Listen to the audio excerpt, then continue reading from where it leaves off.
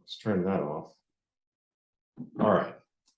And welcome back to the Survive Scale Soar Podcast. I'm your host, Jeremy. And like always, we had amazing guests. And today is no different. We have Ka'u'i Garcia it's an agent owner of the KCMG Team, brokered by Keller Williams. They're based out of Exton, Pennsylvania. And I believe you're actually from Downingtown. Is that correct? That's where I reside for the last 23 years. Oh, awesome. So tell me a little bit about your background, how you got into real estate, how long you've been in real estate, a little bit about your production. Let the audience know, who is Kaui. Okay. So back in the D, whatever that means, I was in corporate and I decided to make a switch when I turned 30. And I think I finally pulled the trigger when I was 31. How I got into real estate? Well, I was a project manager. I did work for the largest independent service provider in North America. I memorized that.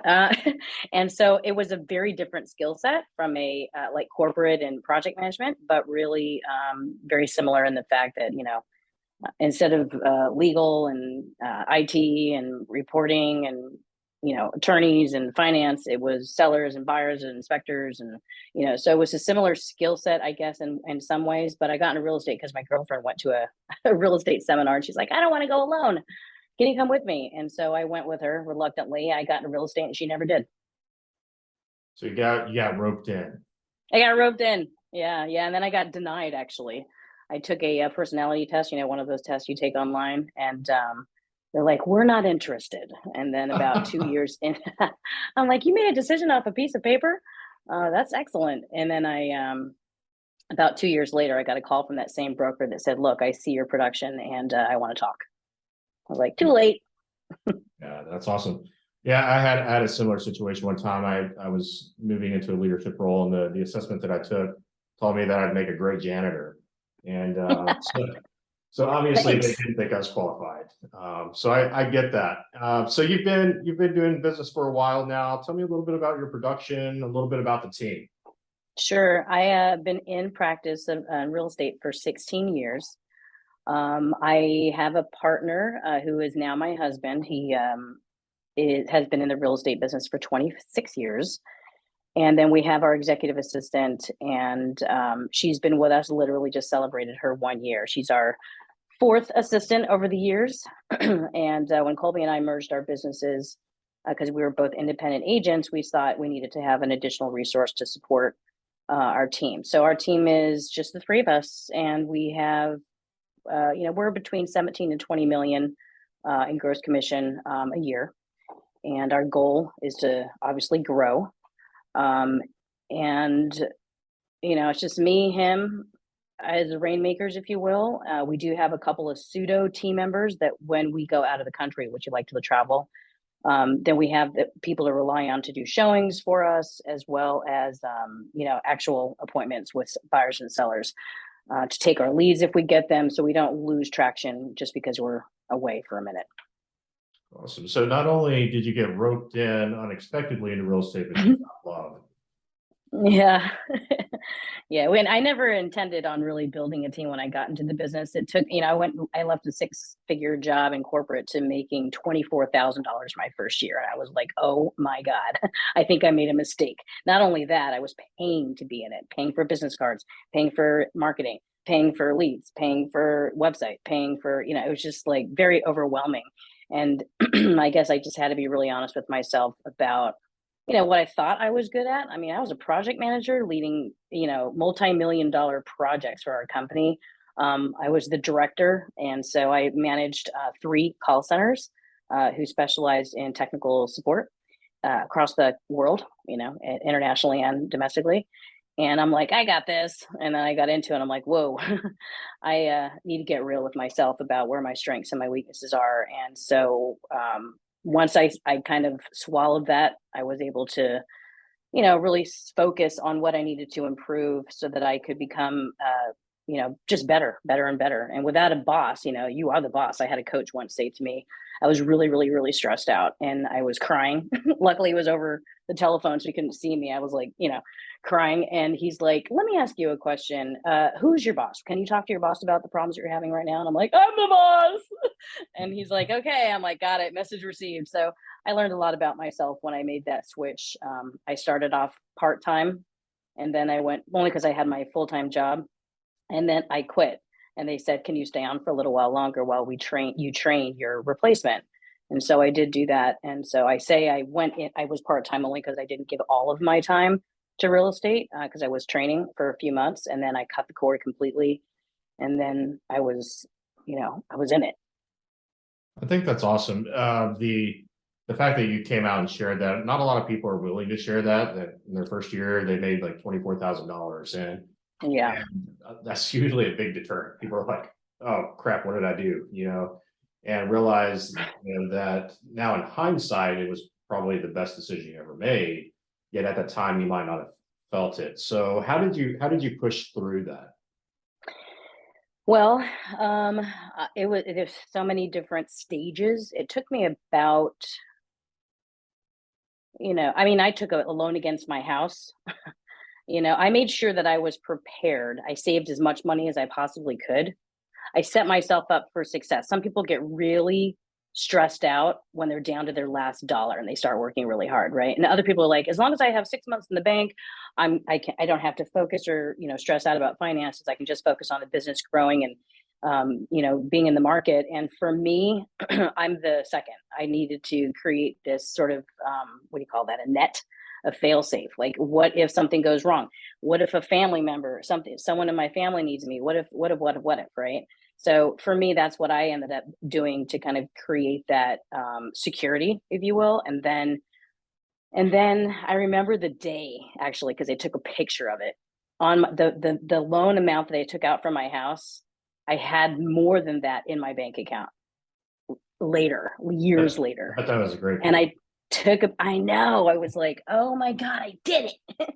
And, went through divorce and a lot of other things in the process. So, I had to get in touch. That's actually when I was going through those personal things, I did make that switch to a company who would provide me with the education, the coaching, the environment, culture, and the firm that I'm with now, it was a perfect fit for me. So when I made that change and the guy who recruited me, Ed, he's like, I know this is an inappropriate time. I'm literally being appointed on the board of directors on the Realtor Association in my local area. He's like, I know this is an inappropriate time, but I'm going to ask you, can you finally come over to meet with me at, Keller Williams? I'm like, yes. And I was ready. to and that's when everything really started to change for me, honestly, just surrounding myself with the right people. I didn't need to reinvent the wheel. They had so many tools and proven systems. They were actually invested in my success, and they cared. And every office isn't the same. We have a wonderful OP here, the operating principal, and we had a really great team, team leader and agents. We were, 100 something agents at the time. And now between our two offices, we have about 400 plus. We're the largest office in Chester County, and I'm really proud to be a part of it. So in addition to taking loans out, changing firms, being real with myself about my strengths and weaknesses is when I started to say, all right, who do I want to be? Where do I need to improve? And for me, it was negotiation skills. It was time management, believe it or not, because I thought I was really, really good at time management in my previous career. And when I got into real estate, there was no end of the day and there was no beginning of the day. It's whenever I said it was. And I realized that, like my coach said, who's the boss? I'm like, I'm the boss. And I'm like, all right, something got to change. I'm at dinner at 10 o'clock at night, drinking wine, trying to enjoy my friends. And I'm on the phone in the bathroom, like trying to negotiate a deal. So there is a level that I had to say, here are my rules and boundaries that work for me. Some realtors wake up at 5 a.m. and they go to the gym for 4 hours. That's not my personality. For me, I know what I can balance. And in the initial, meetings with clients, buyers and sellers, I do try to set those expectations so that I can kind of keep my commitments to myself. So it's tough. It's not something that you just do. I just do now. it is a habit, but I do have to remember, because sometimes I'll see that email or that text or that call come in and I'm like, I'm going to answer it. I'm going to respond. No, just, it can wait till tomorrow. So, putting boundaries on myself was something I realized I was not good at in that process. So just figure out where your strengths are, where your weaknesses are, set some boundaries that you can keep, whatever they are. We're working 7 days a week. So if you let yourself, you can just get sucked up in this and depending on your personality, not see your friends, not go to the gym, not eat properly, not getting enough sleep, it really does bleed into the rest of your life. So you really, just like with any career, you spend most of your time in the day working. So same thing. Absolutely. Since you're with KW, let's go a little Jay Papasan on you. And so when you look back at your success, what is the one thing that you go back to and say, when that changed in my life, my business elevated? So I would say my mindset, because also when you have, there's things you can control and there's things you can't. And for me, it was my mindset. It was if I wasn't in the right mindset, so whatever helped feed me in the beginning of my day, I could easily get distracted. I would listen to other people's opinions and get sucked into that negativity. I'm surrounding myself with people who are in the same trajectory as I am, who, when you work with real estate agents, we're all self-employed. So, and all realtors are not the same. It doesn't matter who you work for, really, to the client. It's really about who you want to align yourself with. And so once I started so I lead, masterminds. I'm always attending masterminds. Not only so you get feedback from your friends or your family or people who've been in the business for a day, or someone's who bought a house 30 years ago and they want to give you your opinion. I want to go to a mastermind where I can be around people who do this every day, all day. We can be vulnerable and we can professionally discuss topics, be respectful of each other, professional. One of my goals is to, increase the level of professionalism in our industry. Sometimes real estate agents can get a bad rap, right? They're walking around like, you're going to pressure me to buy a house. So, just being clear on my mindset, that was a big, big thing. Masterminds was a really big influence for me. I got out of my comfort zone when probably a couple of years ago now, my team leader said, so I don't want to do the top 20% mastermind anymore. Would you like to lead it? And I was like, what? Okay. Do I got to teach every month? Yeah, what does that mean? So, putting myself in positions like that where I'm facilitating other professionals, it was really cool how I kind of feel like, first I was like, I have to have this agenda and I have to be organized. I got to lead the conversation. And really, it's just keeping the conversation going, getting back on track, talking about relevant issues, keeping people on track, and not giving, negativity and opinions, and becoming like a bitch session, if you will. That's a big thing. And then that's my one thing, really. It's just mindset. I know it sounds so maybe cliche, but it really is. Big in my day. I could go into specifics of what I do, but it's just really a mindset, and that's different for everybody. I read periodicals and I make sure I'm up to date with everything that's going on. So even when I feel a little bit out of touch, I know my numbers. I have that, there's a confidence there with that. So yeah, they say everything starts with mindset, right? Yeah, definitely. So you were talking earlier about expectations and boundaries, and I think that fits really good into the next question I wanted to ask you about. And you've got these core values you've come up with for the team, and it's authenticity, growth, and courage. So how do those play a role in your business and how you conduct your day-to-day? So, being authentic is, well, you can't fake it. So, we really care about the people that we work with, our clients, our vendors, our partners. And I love that word, partners. And so it's really just a commitment to being genuine and truthful. I think that if you put some of my clients in the same room and me in another room and you said, who is Kaui? they would, and if they knew me personally, they'd probably say it's the same person, So I try to be myself, but also be that trusted source for them to get them from A to Z. It's just, that's how I feel about that. Okay. Growth. Yeah. We're I want to add to constantly that. looking. So, Yeah. you mentioned that, real estate agents kind of have there's this perception out there of Yeah. I think people really do crave authenticity. And I think even more as of late. And there are a lot of people, and you've probably experienced this, where their audio and their visual doesn't match up. In other words, you look at their social media platform, and you think, oh my gosh, they're great. And then you meet them in person, you're like, what happened? Yeah. Yeah, and we wear that uniform every day. They're pushy. They're only in it for the money. I always tell I do a lot of coaching here in the office. I'm also part of the leadership council here. And when new agents come in, I'm like, come by my office. If you have any questions whatsoever, let me know. And people are really. I wish people were that open when I started real estate. They weren't, and it was. And I was with a different firm too. And KW's got a very open culture. It attracts those kind of people. I really want to help people, agents specifically in this office, that want to be in it, in the business. So, I try to, I feel good too when I help people. It's a little self-serving, but I know that we have some proven systems that really, really work, especially, for example, our investors. We do a lot of tenant placement. And for real estate agents, tenant placement, unless you have a property management company, isn't the lion's share of their business. For us, it's like 1%, but we do a lot. A lot of it. 1% is a lot. And so we have a proven system. They come in, they're like, how do you do it? I'm like, the whole goal is that you don't have to have a property manager on when we're done.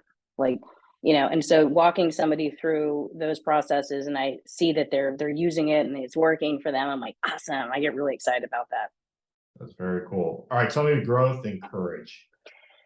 So growth, both, in our personal life and our professional life. I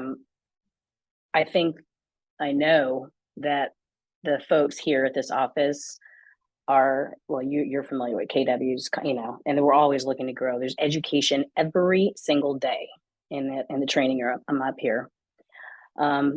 I'm a part of multiple, book clubs that we've started here. I have one with my team right now. We're reading Building a Story Brand by Donald Miller. We're changing up our marketing, if you will, and our story. We're trying to articulate it. Not like, hey, I sell real estate. Everybody knows a realtor. It's a great book. I'm only like chapter 5, but every week we go through it and we discuss our takeaways, and now we're getting into the exercises. So, both in our professional life and in our personal life, I'm always looking to grow. I get bored, and I see some people who think they know everything, and they're not very fun. So I'm always looking to have something in common to talk to anybody about. People joke around and say I can talk to a doorknob, which is probably true, but I work on it. I love learning new things. So if you have a difference of opinion for whatever, it could be anything. My dad was a pastor. I grew up around church. I was in Bible study, Sunday school. I was the one recording him doing his sermons and blah blah blah. There's always things to learn. I have a set of beliefs. You do too. Let's talk about it. I'm always looking to learn. That's awesome. What about courage? So that courage to me means just doing the right thing, even if it isn't easy. Being afraid and doing it anyway. And sometimes that's hard. I guess it's just it's got to be the right thing. You just do it anyway. Have that conversation. And I have a business life coach that we see on a weekly basis. He's not like your typical coach where he's like, how many calls did you make? How many appointments did you set? He's more like, it's truly life. I think he calls his company is Abundant Life Coaching. And he takes a different approach with us. And one of the things that we've had to do over the years is, have some really hard conversations, both with staff and with clients. And so, a lot of that conversation is because we care. We have to present it that way, not as a criticism or anything like that. And I think that, man, if people did that more often, it'd be really, really cool. It's like, if there's a conversation you need to have, I'm thinking of specific examples, but I could talk for like 5 hours. So, when something goes wrong, let's say for instance, I'll give you one example. A employee of ours reduced a house accidentally by like $500,000. Right? We're like, what? We meant 50,000. Oops, extra. And so we had to pull them in, and we said, tell me what's going on. We want to figure out what's happening. And it really turned out that it was way bigger than we thought. He was going through some major life changes in his family. He was totally distracted. He didn't feel like he could tell us for some reason. And, once we learned about what was going on, it was no big deal, but we had to have that tough conversation, and he did not want to talk about things, and we wanted to talk about things. And so it was just because we cared about him. We're like, what's going on? We know this isn't in your normal behavior, so help us understand. So doing the right thing, even if it isn't easy, and we're afraid of a lot of things, but if it's the right thing, just do it anyway. I love that. Courage is caring. I love you saying that. Courage is caring. Yeah. That's awesome. Tell me about the market. I'm down here in Texas. I'm in the suburb of Houston, Texas, and I can imagine our real estate markets might be very different. Kind of what's happening in Pennsylvania right now? Yeah. So in our top 20% mastermind that I had a few weeks ago, I went around the table and I said, everybody, tell me what you're experiencing. Look at the last 5 transactions and tell me where they came from. And so we get through the thing, get around the table, and there was a common theme. People are moving because they need to move. Someone died, someone's relocating their job, someone is getting divorced. And that was the theme all around the table. Whereas if I would have asked that question a year ago, they're like, oh, why not? Rates are so low. Money is free. I wasn't thinking about moving, but why not? I wasn't thinking about buying an investment property, but why not? So there's a need. It's kind of shifting to that right now in my business. And I like to talk to other people to kind of put it in perspective. Is it just me here alone here on this island, or like other people experiencing it too? So we're definitely in a shift. We're red, yellow, green lighting things in our business, our expenses, both personal and business. Every single day, and I know you probably see it too in your email. I mean, I read one this morning, Inman News, 300 Zillow employees let go. Every day, it's someone let go, reducing, CEOs leave, turning off different programs. And so for us, it's we always take a look at that quarterly. We meet with our accountant on a monthly basis to see where our expenses are fluctuating. And I got to be honest, though, most of the control over our finances in our personal life, because the tools that we, like if I'm feeling the pain, like in our business, I'm not going to go and let Kelsey go. I'm not going to go and turn off my Brivity contract, my CRM. I'm not, and those are, I'm not going to turn off my lead generation systems. I'm going to say, all right, because I'm feeling it a lot faster when I'm like going on vacation and doing this and that, the other thing. So we are definitely looking at each tool and expenses, both personal, to figure out where we need to shift things. I read something in Min today, and I wanted to share it with you because it really smacked me in the face. It says the market is shifting, accept it, move forward, and get to work being a professional real estate agent. Remember, the market doesn't determine your success. It determines your strategy. I love that, because that's exactly what we're doing in the shifting market right now. We are figuring out what are all the projects that we've been wanting to do that we haven't had the time to do. I can tell you, I'm slower from a transaction perspective. I am so busy on working in the business right now. And I'm enjoying it, and I don't want to enjoy it too long, but it's definitely, something that I'm working on all the projects that I never get to work on, system automation and putting, certain systems in place, things that would take maybe, let's say, follow-up that may take 6 times to follow up might take 30 times. Your lead gen time that you take an hour might take 6 hours. Things are changing. So this shifting market, it should just change your strategy. It's easy to get negative, and like, especially I've seen when the market was so great, all these agents came. There's more people in real estate school right now than there are agents. I don't know if you know that. Yep. People, everybody and the brothers, like, I want to show houses, drive nice cars, and make tons of money. That's what they think about realtors, by the way. And then this market happens. You're like, oh crap, I made it, and this huge attrition happens. And that's what's going to happen here. I know it. I've seen it already. I had a new agent on my team and they were like, I can't financially support myself for the next 6 months without a paycheck. So they have a degree in finance. Mm-hmm. So they went to go work at Vanguard. It's not an easy business. It's fun. It's not a simple business, rather. I guess it's not easy. It's neither. You got to really commit. Simple, not easy. You have to know why. Yeah, I mean, I guess it is simple. Sometimes it doesn't feel simple. Yeah, but while there's opportunities still out there, and so what I'm seeing is a lot more investors are coming up out of the woodwork. People are, stepping back on the sidelines, like, oh my God, rates are so high. It's not a good time. And I said, you know what? Everybody's stepping out on the sidelines. So maybe you should step forward, because the average mortgage life is 6 years. And, think about how many times, Jeremy, you've refinanced your house, right? Yep. I think mine is 4. I've lived at my place for 24 years, 23 years, something like that.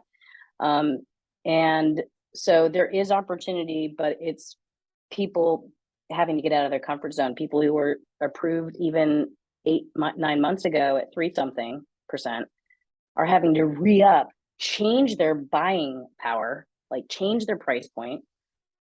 And mortgage companies are coming up with all these programs to help ease people into a mortgage rate, buy downs, temporary, permanent, to make it a little bit more palatable. So that's what I'm saying. I look at it as 2008 to 10 was when we had our big market shift here. And that's also the time that Keller Williams, which is the company I was with at the time, went from number 7 as a company to number 1. And so, I share that with I love that you said that. Yeah. I share that with my coaching clients, because I want them to look at the opportunities that are in the market, because people are always going to move, and you're going to have a lot of people that run to the sidelines. It always happens. They'll come back in when it's good, but that market share that you get in this time is never taken away. Like, it just gets bigger and bigger. So, to me right now is an opportunity time, and maybe people are making decisions. They're moving because they have to, yet they're still moving. There's still transactions going on. You're probably going to have to double up on your lead generation. You're going to have to go, if you're knocking 20 homes for an open house, you might have to knock 50 homes for an open house. And it's about going back to work. Yeah, and even the lead generation systems that we pay for to get buyer and seller opportunities, they are drying out. So what we are doing right now is really building partnerships with the people that refer us business all the time. We have the largest source of our business is referrals, past clients, partnerships, vendors, people that we already know. And so it's really important for you. Ever heard, I heard it on the Brian Buffini podcast once. He said, would you rather have, 5,000 people in your database or one Oprah Winfrey, right? You need that influencer, the people who already are in connection with the community. And instead of casting these wide nets, which works in a lot of markets, it really needs to be more relational and partners. And so I unfortunately have a lot of really good partners and clients who consistently over the last many, many, many years refer us business. And so that's who we're loving on right now. And just because somebody buys a house now doesn't mean that they're not, we want to stay in touch with them always. We are always in communication. We just had dinner with one of our clients on Friday night. We just love to spend time with them. I'm not really big into these huge events because my language love is quality time. So these huge events, I'm like, I don't really get to spend that quality time with my people. So that's what we're doing around partnerships to build that instead of casting this wide net right now. That's awesome. I love it. Exact same thing I'm telling my people. So, Kaui, somebody wants to move to Exton, Downingtown, give me the area that you serve and how can people connect with you, whether it's about buying a home or maybe they're sitting here and they've heard our conversation about how now is an opportunity time in real estate and maybe they want to talk to you a little bit about KW. How do they get in touch? You can reach us at info@kcmgteam.com. We're KCMG Real Estate Advisors on Facebook. Our website is KCMG Team. I see a theme here going on. We also publish a People to Know and Places to Go newsletter. If you're interested, just email us. We'll get you on it. Talks about all the fun things going on in the area. We serve Chester County primarily.